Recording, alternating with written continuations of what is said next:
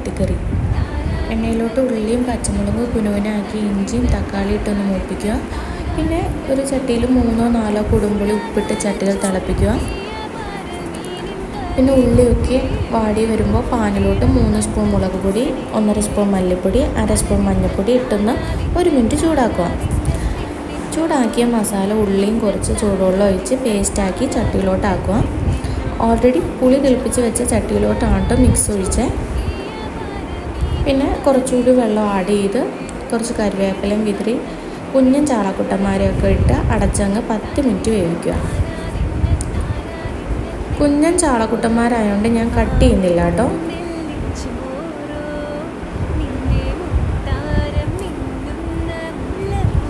പത്ത് മിനിറ്റ് കഴിഞ്ഞ് തുറന്ന് വെച്ച് കുറച്ച് പച്ച വെളിച്ചെണ്ണ ആഡ് ചെയ്യുക. പിന്നെ തുറന്ന് വെച്ച് ഒരു 5 മിനിറ്റ് കൂടി തിളപ്പിക്കുക. ഒരു പാൻ ചൂടാക്കി വെളിച്ചെണ്ണ ഒഴിച്ച് കടുകും ഉലുവയും പൊട്ടിയ ശേഷം കുറച്ച് ചുവന്നുള്ളിയും വറ്റൽമുളകും കരിവേപ്പിലയും മൂപ്പിച്ചെടുത്ത് നമ്മുടെ വെട്ടി തിളയ്ക്കുന്ന മത്തിക്കറിയിലോട്ട് ആഡ് ചെയ്യുക. അപ്പോൾ കറി റെഡി ആയിട്ടുണ്ട്. വീഡിയോ ഇത്രയേ ഉള്ളൂ. ഇഷ്ടമായെങ്കിൽ ലൈക്ക്, ഷെയർ, സബ്സ്ക്രൈബ്.